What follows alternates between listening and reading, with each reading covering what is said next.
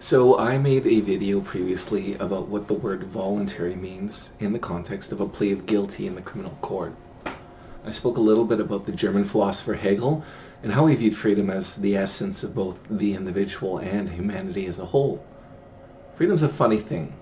I think it's one of those things that the more we examine, the less we actually know about it, the less familiar it becomes. So what's funny about freedom, for me at least, is that when I started thinking about this first a few weeks ago in this video, I tried to think of a symbol for freedom. And, for some reason, whenever I try to think of a symbol, it's always an American one. When I finally came up with the one, it wasn't, the bald eagle, it wasn't the flag, stars and bars. What came to mind when I thought of a symbol for freedom was freedom fries. Now, by freedom fries, I'm talking about a very specific moment in time. I recall it really well. Spring 2003, I was on a student exchange. I was living in England. I was attending the University of Warwick as an exchange student. And what later became known as Operation Iraqi Freedom was about to take place. So the reason I think of this, I'm going to detour a little bit here. I went to an anti-war protest. I went to, I think the organizers said it was about 1 million people who are marching through London, England to protest and say that they didn't want to go to war in Iraq. I guess I got to tell this. So I remember because I was extremely drunk the night before. And I woke up and a bunch of people were going, and I woke up and I was still drunk, and I was like, yeah, I get the free bus trip with the International Socialists, it's just like, hey, I get to see London, So I went to this anti-war protest, and I just remember this because, it was a great trip, I got to see Trafalgar Square, Piccadilly Circus, all of those, like the landmarks, with a bunch of other people carrying signs. And I remember it because, I woke up, I was still drunk, and there was this guy, it's a long story, but he always had this rubber chicken on his outside of his dorm room.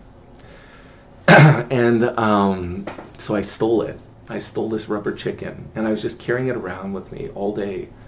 And eventually I got tired of carrying a rubber chicken. Like this took hours. It was a long march. And so I put this rubber chicken in my hoodie. And it was one of those ones that every time you squeezed, it goes, right? So I'm like walking, and of course you get crowded all the time, right? So you bump into the person in front of you, someone stops. And so like 8 hours, I'm walking with a rubber chicken going, every time I bump into someone. That's my anti-war. Oh yeah, because at the end there was a speech, and that was kind of cool. I saw Reverend Jesse Jackson speak, right? That was cool. I just never forget.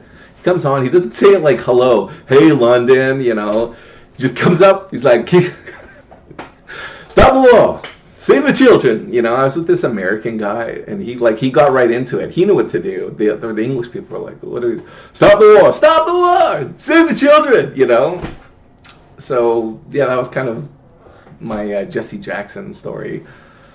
Anyways, so they went to war anyway. Yeah, and that was the other thing. There's another story I have to detour here.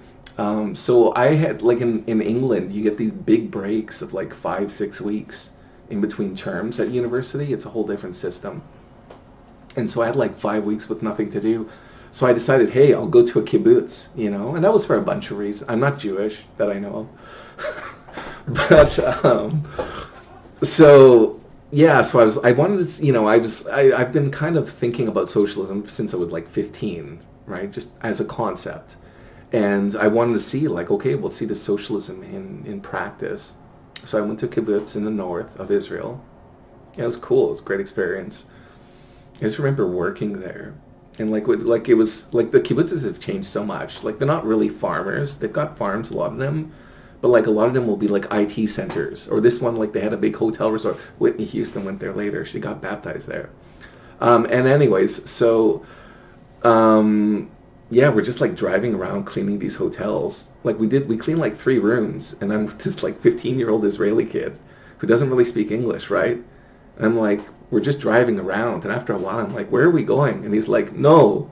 He's like, we finish. I forget how his accent.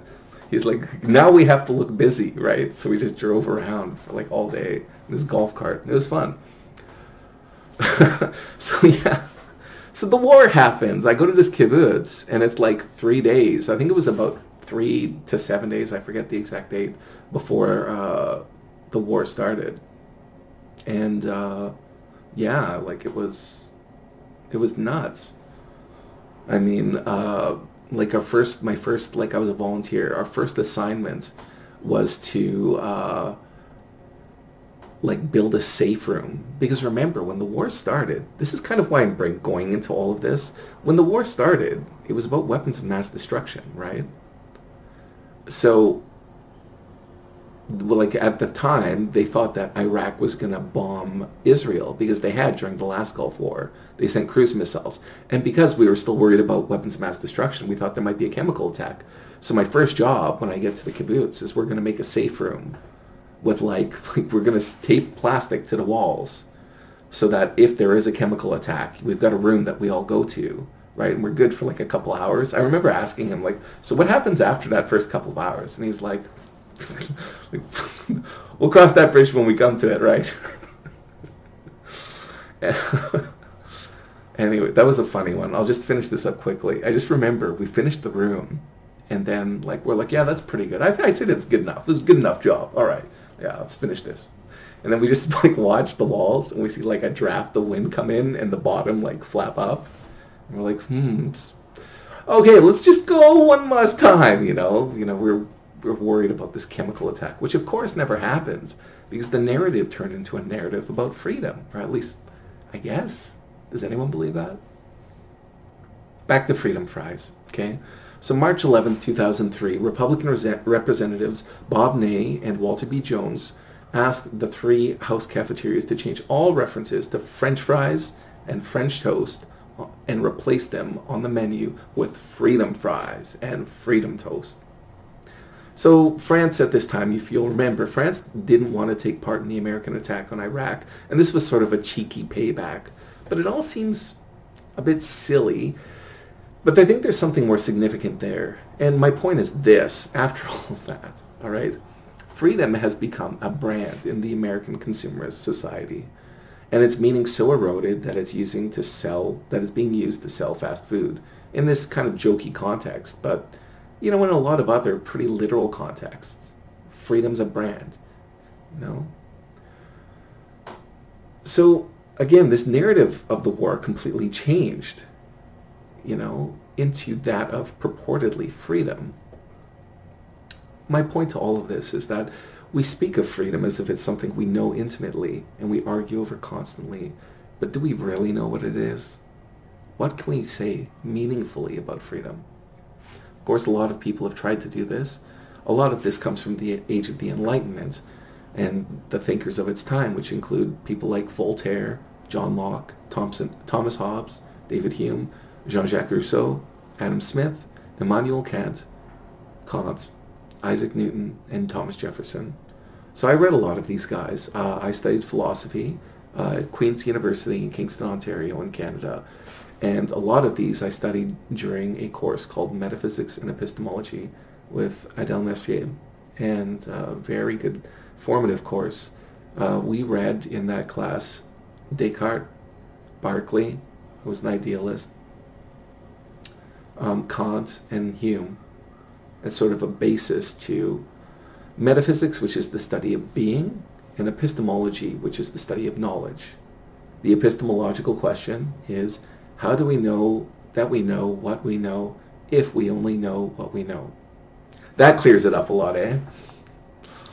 Okay, I was also interested in thinkers like Heidegger, and I studied Heidegger at University of Warwick in England. They actually have a really good faculty for what are called continental philosophers. There's basically 2 schools of philosophy. You've got the continental, they call them, at least they do in the United States, mostly England. Of course, they think of it as the continent, right? So French and German thinkers. And that's sort of developed into a separate school of thought, as well as, and it's compared to the analytical school of philosophy, which, is basically, comes from Cambridge University in England. And Maybe I'll distinguish those two concepts later on, those two schools of thought. But I was attracted more to the continental side. People like who I studied were the German thinker Heidegger, who wrote an entire book on what is. Now, in preparation for this video, I did what most of us do these days. I Googled freedom. I think there's a good introduction to some of the thoughts about freedom. I'll include a link for this that is given by the Open University. That's what I found helpful to see how we can speak meaningfully about freedom in our present context. Now, in this course that they had, they introduced two concepts of freedom. On the one hand, there's a negative freedom, which is more of a freedom from interference.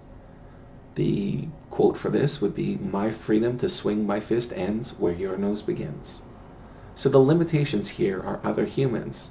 So for example, just because we have negative freedom does not mean that I am free from the physical laws of nature to leap 10 feet in the air. Contrasting this, there's a positive notion of freedom. Now this is something that I, despite having a philosophical background, had more difficulty understanding. This is kind of thought of as the freedom to do something. Another way of thinking of it might be having mastery over your lower self. I'll give you a reading. I think his first name's Isaiah, but Berlin's description of positive liberty and its origins. He writes, "The positive sense of the word liberty derives from the wish on the part of the individual to be his own master. I wish my life and decisions to depend on myself, not on external forces of whatever kind. I wish to be the instrument of my own, not other men's acts of will.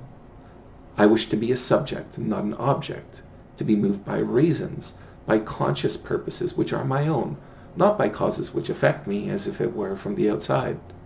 I wish to be somebody, not nobody, a doer, deciding, not being decided for, self-directed, not acted upon by external nature or by other men as if I were a thing or an animal or a slave incapable of playing a human role, that is, of conceiving goals and policies of my own and realizing them. I wish above all to be conscious of myself as a thinking, willing, active being, bearing responsibility for his choices and able to explain them by reference to his own ideas and purposes. I feel free to the degree that I believe this to be true, and enslaved to the degree that I am made to realize that it is not." That's Isaiah Berlin. Another way to look at it, we call a lot of the time ourselves a free society. In fact, according to this notion of positive freedom, what a free society means is that its members play an active role in controlling the society. And they do that through participation in democratic institutions. You understand that. What good is freedom of speech if you are not able to have an external force get rid of a mob which is burning down your house to keep you from talking about or writing something, right? By comparison, you could have an unfree society with a benevolent dictator who could give a lot of negative freedom to everyone, right? Let's say we had a libertarian dictator who stated that government is only going to be responsible for roads and courts. That's it. I'm just introducing some concepts here to give you an idea of these two competing concepts, which I think are important and helpful in navigating today's reality. Another way to look at this and shed some light might be think of how the Chinese view democracy, like we've just spoken about democratic institutions. I'm speaking extremely colloquially here, right? But, some people who are in China, are of the opinion that, representative democracy is just a cover. It's not a democracy. It's not a rule by the people. What it is a forum for powerful interests and people to control other people by using the apparatus of the state. They just say, in China, we're just a lot more honest about it. We've got one party that controls everything, right? And we all know it. We don't muck around having unproductive election cycles, Another way to look at this is to think of addiction. Okay? How is there a more exemplamatic human behavior that I see in the courts all too often? What's the song say? Freedom's just another word for nothing left to lose. Straight people are free. Nobody's controlling them. I remember being, having dinner with someone, and, she was really trying. She said, I read these articles in the newspaper. I want to understand the mindset of these people who are homeless. Why? I thought about that for a long time, and I think I got the answer for at least some of them. And it might surprise you, maybe not. But I think a lot of it is pride. Someone who's on the street is free and is often unwilling to accept the help that is out there for the simple reason that they can't comply with anyone's rules, right? What good is that freedom? How free is the junkie who's controlled by his compulsion to take opiates? It's a harsh word, junkie.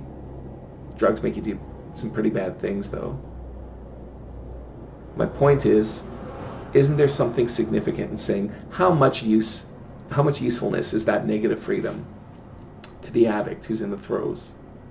Here's a few other questions where you might have to choose between one of these two concepts of freedom. Should we put fluoride in our water? Should the criminal justice system force addicts to attend rehab? Should drugs be legalized? All drugs. What are reasonable limits to the freedom of speech? Now, like I said a little bit at the beginning, I didn't quite get this at first. I've been thinking about it for a while and I haven't got it. But where it kind of clicked for me when I thought about freedom in the sense of being free from hunger. I've never been hungry. There's been times when I've had like $40 to last a week. I've never starved. And even today, when people are having issues, there's usually food banks. Not a lot of people that I've seen are going hungry because of a lack of food. Usually it's more due to neglect.